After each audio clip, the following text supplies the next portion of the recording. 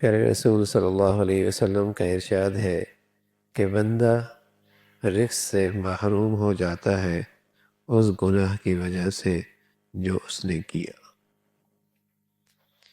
گناہ کے نتیجہ یہ ہوتا ہے کہ گناہ کی نحوست سے آدمی رزق سے محروم ہو جاتا ہے، عمر کی برکت ختم ہو جاتی ہے، رزق میں برکت نہیں رہتی، علم برکت سے خالی ہو جاتا ہے، عمل میں برکت نہیں رہتی، اور اطاعت اور نیکی کی برکت چھن جاتی۔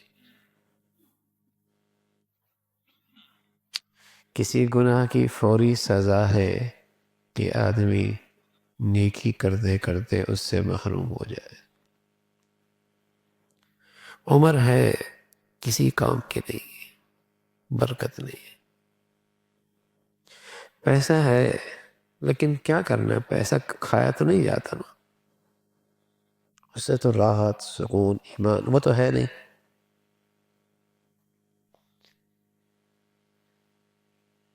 حافظے میں، ذہانت میں، صحت میں کہیں برکت نہیں رہتی۔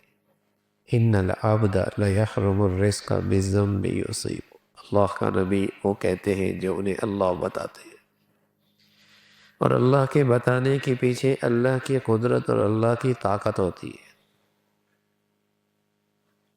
80 سال 90 سال گزر گئے، کس کام میں لگے؟ نظر آیا تو کچھ بھی نہیں، سب مٹی۔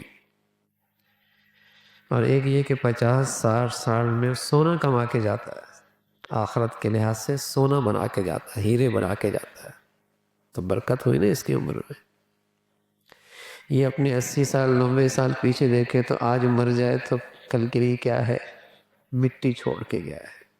اور ایک یہ کہ 40 50 سال میں وہ کر جاتا ہے کہ ہمیشہ کی منڈی میں اسے وہ ہیرے کام آ رہے ہوتے، تو برکت ہوئی ہو۔ ایسی گناہ کی نحوست سے علم میں برکت نہیں رہتی، حافظے میں برکت نہیں رہتی، عمر میں برکت نہیں رہتی، رزق میں برکت نہیں رہتی، عمل میں برکت نہیں رہتی، اطاعت میں اور نیکی کی برکت چھن جاتی۔ یہ گناہ کی سزا ہوتی ہے۔